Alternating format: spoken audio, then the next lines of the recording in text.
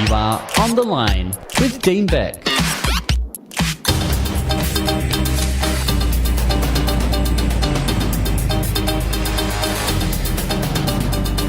It is time for Matthew Wade from starobserver.com.au to join us with the weekly news wrap. Matthew, welcome. Hi, Dean. How's it going? Very well, thank you. An Australian first study has found that older trans people face rejection and discrimination when seeking aged care services.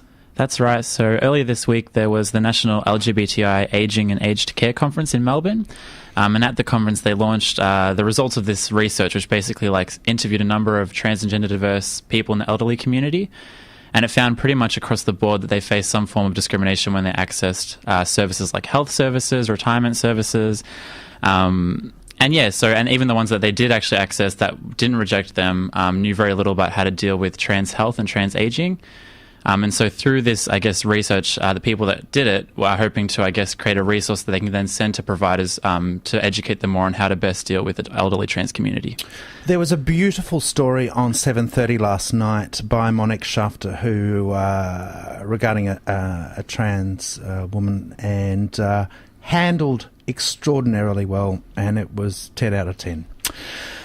So catch it online at iView. Now, the Adoption Equality Bill has been passed in Victoria's lower house. That's right. It's great news. Actually, when we were speaking last week, they were in the middle of the debate in Parliament, and it lasted for most of the day. But by the end of it, the bill was passed in the lower house. I think 54 MPs voted in favour and 26 voted against. Do we know when it's going to the upper house? It should be roughly November. I think the next sitting is November the 10th, so it'll be next month. So by the end of the year, should be done? Hopefully, yes. Wow. But I think it should be noted in the lower house that, no Liberal MPs voted in favour of the bill.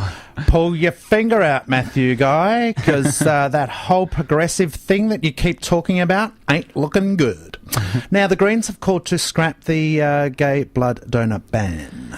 That's right. I guess it's quite an archaic ban, and the Greens are basically saying, by putting a 12-month, blanket deferral on blood donations by gay men, it's really discriminatory against a large group of Australians. Why should gay men who are practicing safe sex be prevented from donating? So I think it's a great initiative, and hopefully something comes from it. And I guess our screening mechanisms have come a long way too, and I understand the fear of times past, but technology has moved on. That's right. Now, the City of Melbourne, as we spoke with Councillor Leppert, has unanimously voted in favour of supporting marriage equality. That's right. It follows in the footsteps of many other councils. Recently, the Yarra Council also voted unanimously in favour of supporting marriage equality. Melbourne City Council did, I believe, on Tuesday. And I guess it's symbolic more than anything because it's a gesture to Melbourne's gay community that, the council are behind them, but also they'll write to the government, urging the Prime Minister to take action. Now, this next one is a little controversial. It's the Sydney Swans that will play with St Kilda in the first ever AFL Pride match. I thought it was going to be the Purple Bombers. Oh, the Bombers and St Kilda. But no. Well, the Premiership fixture was announced this morning. And it was announced... This is hot off the news. This morning, yeah. Wow. Okay. So it's the Swans and St Kilda. The Swans and St Kilda. It'll be in early August next year at Etihad Stadium. And it'll be for Premiership points, so it's part of the Premiership season. There's going to be drama. Well, if that's what it is. Where will the game be played? Do we know? Yeah, it'll be in Melbourne at Etihad Stadium, I think August the 13th.